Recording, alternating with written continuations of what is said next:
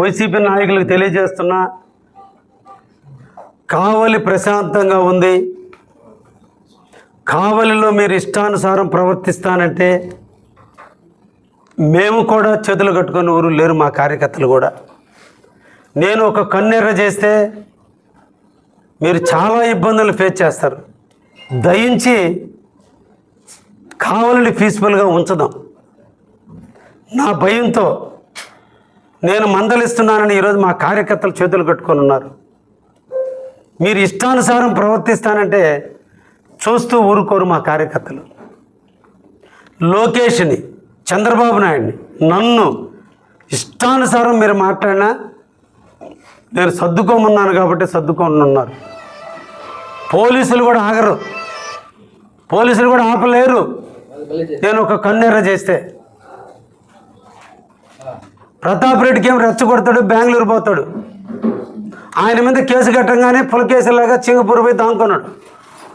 ఆ పులకేసి చెప్పిన మాటలు మీరు నమ్మి రేపు నుంచి నేనే అడ్డం తిరుగుతానని నమ్మాడు, రెచ్చగొట్టాడు. చెన్నాయిపాలెంలో రాత్రి ఎక్స్ సర్పంచ్ మృదు భాష మీలో కూడా సగం మందికి తెలుసు, కిష్టయ్య అనేవాడు. చాలా సౌమ్యుడు అతను. అతన్ని ఎక్స్ సర్పంచ్, వాళ్ళ భార్య ఎంపీటీసీ, హరిజన కులస్తుడు. ఈ రోజున అతన్ని దాడి చేసి ఒక టీచర్, ప్రసాద్ వాళ్ళ సొంత తమ్ముడు, గవర్నమెంట్ ఎంప్లాయ్, టీచర్. అంటే నిన్నటి రోజున ప్రతాప్ రెడ్డి ప్రెస్ మీట్లో రెచ్చగొట్టుడికి ఈరోజు ఒక మనిషిని మీద పోయి వాళ్ళు పోయి కొట్లాటలు చేశారు. ఎందుకంటే రాబోయేది పంచాయతీ ఎన్నికలు కాబట్టి భయభ్రాంతులు చేయాలి. ఇంక ప్రతి ఊరు స్టార్ట్ అవుతుంది. ఇది మంచి పద్ధతి కాదు.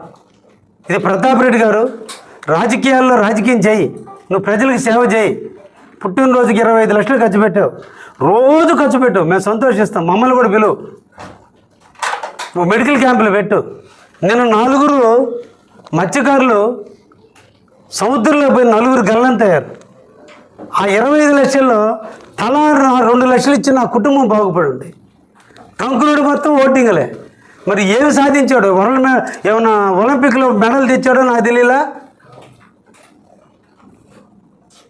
ఆ డబ్బు లేదా ఇంటి ముందు రోడ్డు గతంలో గుంటలు పూడ్చుంటే 10 ఓట్లు తగ్గి ఉండేగా. అది బాధ ఇప్పుడు ఆయనకి. కాబట్టి నువ్వు ఈ విధంగా రెచ్చగొట్టుకుంటూ పోతే, నేను రెచ్చగొట్టడం స్టార్ట్ చేస్తే నువ్వు బెంగళూరు నుంచి బస్సు కూడా దిగవు. కాబట్టి కావాలని కొంచెం ప్రశాంతంగా ఉంచలేండి. ఇంకా ఆమెనే మేము సర్దుకోవడానికి నేను పర్వట పెట్టని, నేను మెట్ట ప్రాంతం నుంచి వచ్చినండి. నీలాగా సర్దుకోను. కొంచెం తగ్గి ప్రవర్తించు ప్రతాప్ రెడ్డి. ఒక రకంగా పోదాం, కావాలని కూల్గా ఉందాం. ఇక్కడ పాపం మా వైశాసు వాళ్ళ భయస్తులు, వాళ్ళ వ్యాపారం తప్ప వాళ్ళకి ఏం తెలియదు. వాళ్ళని అలవాటు చేసుకుని మా వాళ్ళంతా కూడా అదే సంస్కృతి ఇక్కడ. కాబట్టి ప్రశాంతంగా ఉండే కావల్లో నువ్వు విషాలు నాటడం, ఈ విషపూరితం చేయటం, శాంతి భద్రత విఘాతం కలిగించేటట్టు రౌడీజం చేస్తే ఊరుకునే పనే లేదు. ఇక నుంచి జరిగితే ఒక్క క్షణం జరిగినా ఒప్పుకునే ప్రసక్తే లేదు. ఈరోజు కూడా మా దళిత సోదరులు ధర్నా చేస్తానంటే నేనే ఆపుతున్నా. నేనంటూ వదిలితే నువ్వు బ్యాంక్ నుంచి కాపురం ఇక్కడ కావాలని కూడా రావు. కాబట్టి కొంచెం దగ్గర పెట్టుకొని పనిచేయి నాయన. నమస్కారం నాయన.